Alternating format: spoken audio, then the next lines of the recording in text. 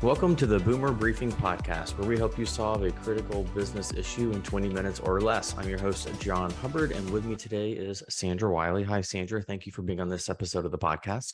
Thank you, John. Good to be here.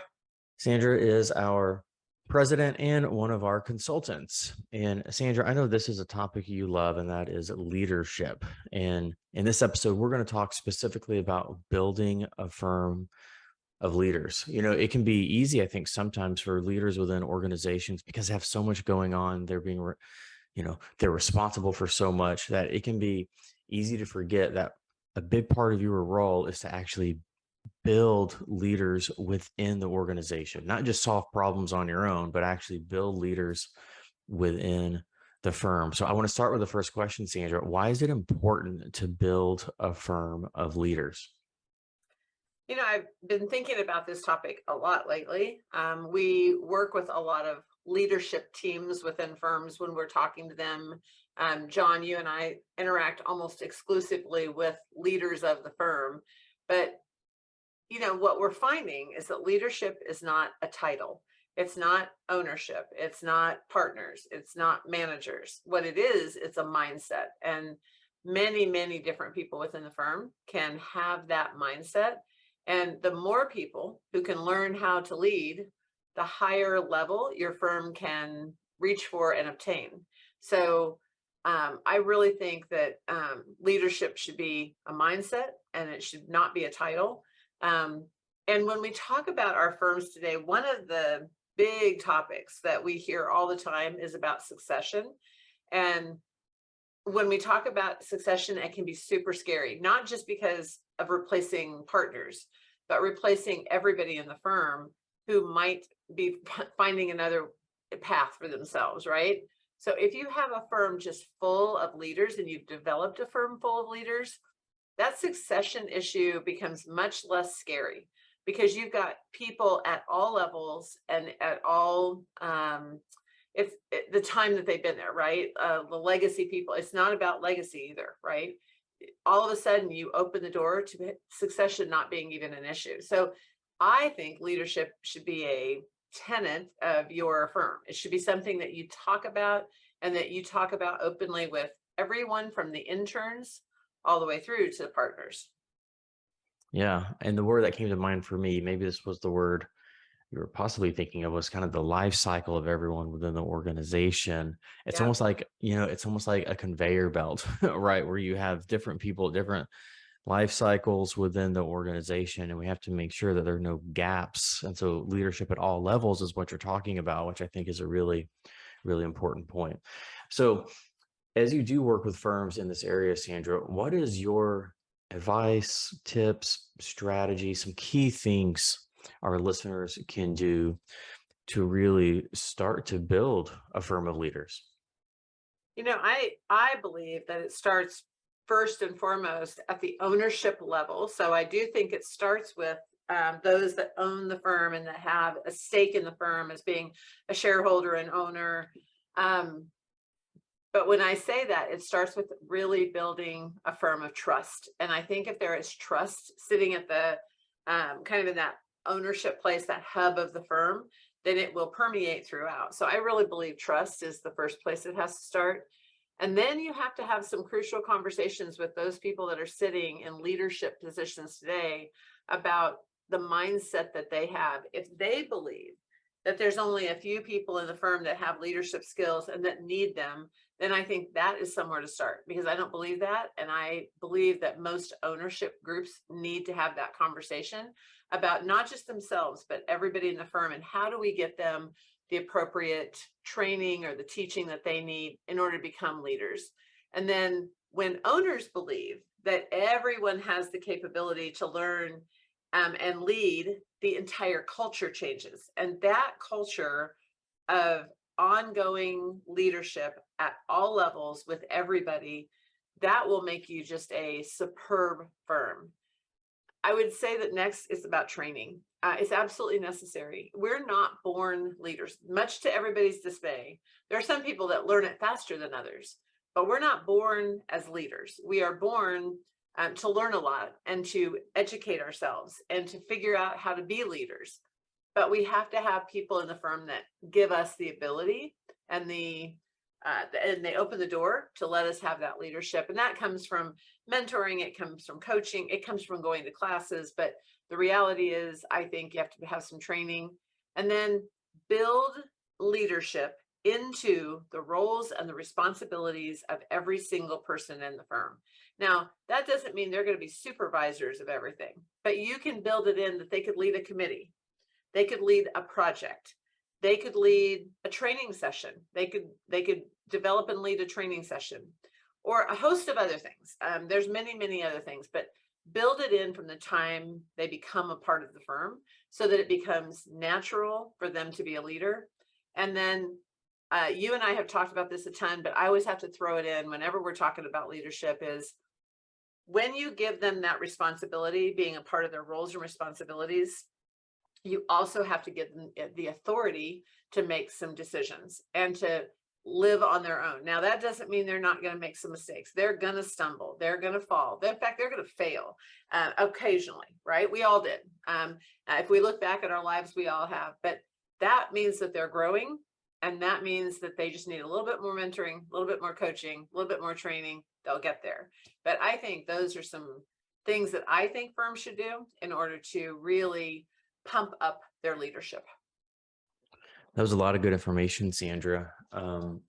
One thing I heard you say, and I want you to kind of elaborate on it a little bit, is you made a statement, something like once maybe current partners or owners believe that others in their firm can lead, then, then the training can begin and the coaching and the mentoring. Why did you word it that way? And I'll give you one specific bullet point underneath that too, and maybe it's a part of it, is as leaders, it's sometimes difficult, right, to think about someone else leading in a way that could be different than how we led. So could you just kind of unpack that statement for us a little bit on, maybe what you meant? Yeah. So without getting too personal or telling a story about any particular firm out there, I'll just say in a lot of firms today, when you talk to current leadership, what you hear is things like, oh, this next generation, they don't really have the skills. They don't have the passion to do what we do. Oh, this next generation, or oh, these young people that come in here, and they lament about all the things that are bad, or that they think that are bad about that next group of leaders that are coming up. My belief is, and I think a lot of people believe this, not just me, if you have belief in people, if you believe that they're going to be great leaders, if you look for the amazing things about those people and you really help them to see what that leadership could be, then guess what? They will believe in themselves and they will get confidence and they will become leaders too. But here's the problem. If we don't believe it as leaders currently in the firm, they'll never believe it. And that means that we have to change. What I hear, and John, I don't know if you hear this or not, but I think we're on the same page here. If I heard as many of our current leaders talking about all the good things that are coming in the people that they have, and they really believe that they could help them become great leaders, they would. If all you hear about is how bad everything is, or how there isn't leaders out there, then they're going to get that too. You get what you believe in. And if they don't believe it, they won't get it. So in my opinion, that is the biggest struggle we have right now in finding leaders within our firms. It's us. The problem is us, and we haven't looked at it yet. So I know that's almost a rough saying for some people, but look in the mirror first, right? Before you start saying that others can't have the leadership skills that you would like them to have. They may not be you, but they're great. Yeah. No, that's excellent. That's what I was anticipating hearing, Sandra. And right, as leaders out there, sometimes you have to take what we could consider hard truths, right? All progress starts with a truth. And I think you're highlighting a truth there that exists in a lot of firms. So let's say a firm listens to this podcast, they start to implement some of the tips, the training, they start to change their mindset. What are some of the benefit, some of the results that they should start to see actually happen within their organization from, investing in building more leaders? Well, the easy ones to talk about are you're going to have leaders at all levels. And how much better, I mean, really think about that. If you truly had people who were leading initiatives and projects and all the different areas of your firm, you're going to have leaders at all levels. That's just going to make you better. You're going to have engaged employees. I believe that there's a lot of people out there who really want to feel that engagement, that they love their firm, that they're committed to it, that they want to stay for a long time. And if they get the things that they need, they will get that. So engaged employees, I believe. But the last thing I think that's really going to be amazing is you're going to have an inspired culture that your team and your prospective team members will want to be a part of. So one of the things that we know is going on right now is that we want to bring in new people. We want to recruit and inspire people to come and be with us. This is one way to do it. If people in your firm are feeling that they have a say-so and that they're able to lead in your firm, others will hear about that and they will want to be a part of that. So I think you'll have a more inspired culture if that happens. That's great. And everyone wants to work in an organization where there's a more inspired culture there. So, Sandra, as you think about building firms, kind of building more leaders within their organization, are there any nuggets of information, any viewpoints from outside the profession, right? Because sometimes we create a little bit of an echo chamber here within the accounting profession, is where we just only look within our four walls. What are any viewpoints, any insights, any considerations from outside our profession our listeners should hear? I don't know that it's much different than what I've talked about, but I will tell you, I am tuned into the Maxwell Leadership Academy. And in Maxwell, there's people from all over the world and there's people from all different professions. And it's not just about accounting. You and I both go to Strategic Coach. People from all over the world, people from all over the place that have all different kinds of careers.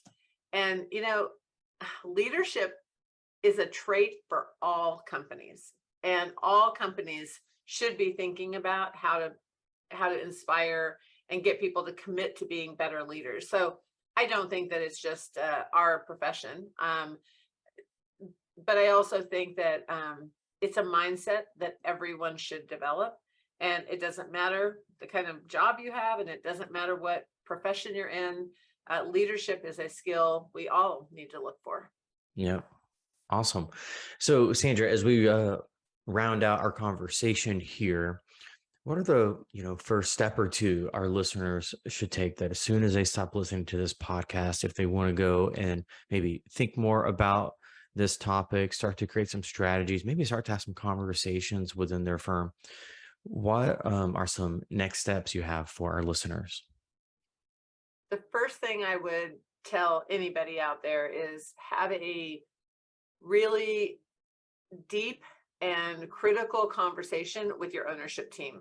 Find out what they really believe and start steering the ship in a different direction. So get them to change their mindset. And, like any other time, if there's someone in that group that refuses or can't change, they might need to be put into a different position, or they might need to find a different career path. And that is a tough conversation, but I think it starts at leadership.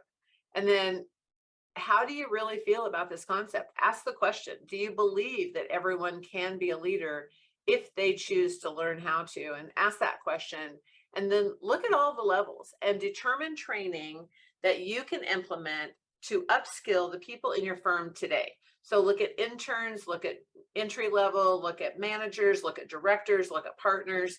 What do each and every one of them need at the different levels in order to really start building leadership acumen? And I think that's a great place to start. Start with training. Awesome. Well, thank you, Sandra. As always, it's a pleasure to speak with you. If our listeners wanted to reach out, what are some avenues in which they can contact you? I would love to hear from anyone out there on LinkedIn. So you can just find me, Sandra.Wiley, and then you'll find link in the LinkedIn, you'll find me in a hurry. Twitter is another great place to look. But if you'd like to, you can always use my email, sandra.wiley@boomer.com. I would love to hear from anybody out there who would like to learn more about this topic. Awesome, Sandra. All right. Well, thank you. And for our listeners, we release new episodes every Tuesday. So if you like the conversation Sandra and I just had, go ahead and subscribe to this podcast and know that each episode we release will be a hyper-focused topic that is critical to your firm's success. Thanks for listening, and thanks, Sandra. Thank you, John.